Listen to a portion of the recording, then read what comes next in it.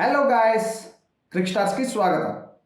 ఇక cricket fans ఎంతో ఆసక్తిగా ఎదురు చూస్తున్న ఐపీఎల్ 2024 మరో 3 నెలల్లో ప్రారంభం కానుంది.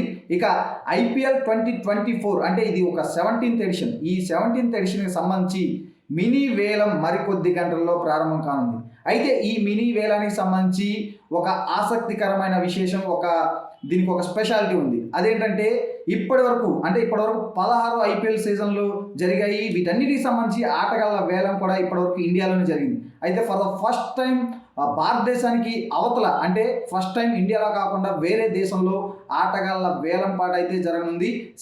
ఇక ఇందుకు సంబంధించి దుబాయ్ అయితే వేదికగా నిలిచింది. ఇక ఆటగాళ్ళ వేలం మరికొద్ది సేపట్లో ప్రారంభం కానుంది. మరికొద్ది గంటల్లో ఆటగాళ్ళు ఎవరు జాక్ పాట్ కొట్టబోతున్నారో తెలిసే అవకాశం ఉంది. సో ఇక మనం ఓవరాల్గా చూసుకుంటే ఐపీఎల్ 2024లో ఆడేందుకు దాదాపు ఇటు ఇండియా నుంచి కానీ అలాగే వివిధ దేశాల నుంచి, క్రికెట్ ఆడే దేశాల నుంచి కానీ మొత్తం ఓవరాల్గా చూసుకుంటే ఇప్పటి వరకు 1166 మంది తమ పేరునైతే రిజిస్టర్ చేసుకున్నారు.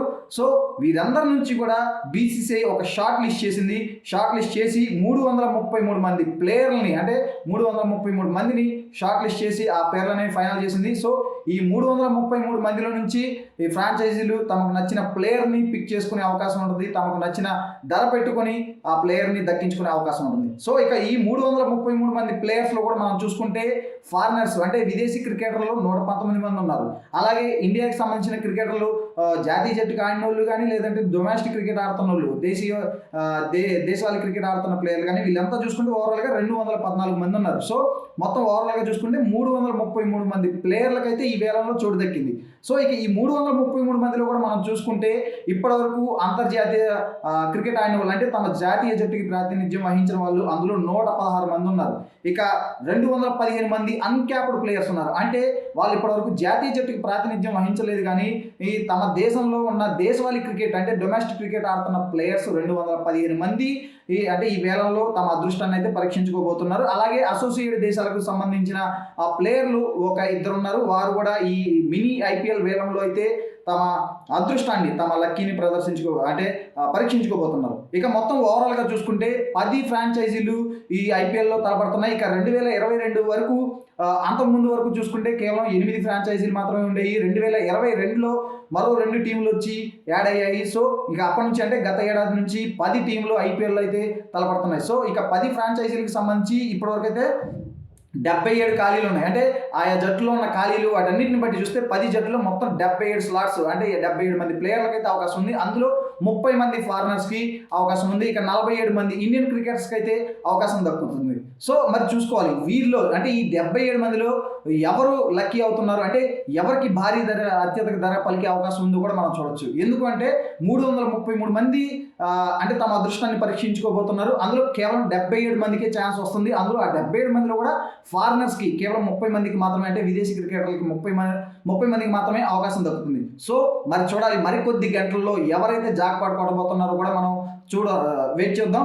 ఎందుకంటే గత కొద్ది రోజులుగా చూసుకుంటే ఇటీవల కాలంలో చాలామంది ప్లేయర్స్, అన్క్యాప్డ్ ప్లేయర్స్, అంటే ఎవరైతే ఇటీవల ఆయా జాతీయ జట్టులోకి వచ్చిన ప్లేయర్స్ చాలామంది కూడా తమ అద్భుతమైన ప్రదర్శనతో ముఖ్యంగా ఐపీఎల్ పైనే ఆ ప్లేయర్లందరూ దృష్టి కూడా పడినట్లు ఆడుతున్నారు. ఎందుకంటే మనం ఇటీవల చూసాము, వన్డే వరల్డ్ కప్లో కూడా చాలామంది ప్లేయర్స్, అంటే పెద్దగా వెలుగులో లేని ప్లేయర్లు అప్పుడే జాతీయ జట్టులోకి అడుగుపెట్టిన ఆటగాళ్ళు కూడా చాలా బాగా అద్భుతంగా రాణించి ఐపీఎల్లో తాము కూడా ఉన్న రేసులో తాము కూడా అత్యధిక ధర పలికించుకుంటామని ఒక ధీమాతో అయితే ఉన్నారు. చాలా మంచి పర్ఫార్మెన్స్లు కూడా మనం చూసాం.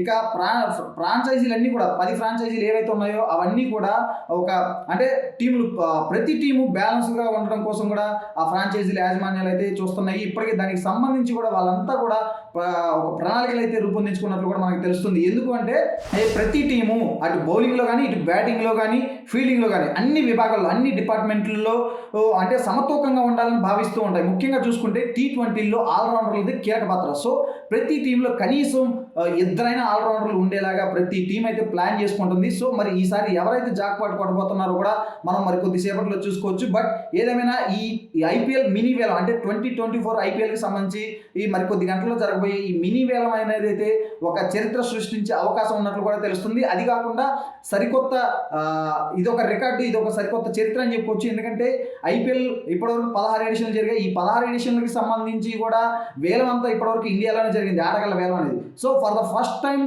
భారతదేశం అవతల అంటే ఇండియాలో కాకుండా వేరే దేశంలో ఐపీఎల్ వేలం అనేది నిర్వహించడం ఇదే ఫస్ట్ టైం. బీసీసీఐ కూడా ఇది ఒక కీలకమైన నిర్ణయం తీసుకుందని చెప్పుకోవచ్చు. మంగళవారం అంటే ఈరోజు డిసెంబర్ 19వ తేదీన మంగళవారం ఈరోజు మధ్యాహ్నం 1 గంటకు ఆటగాళ్ళ వేలం ప్రక్రియ అనేది ప్రారంభం కాబోతుంది.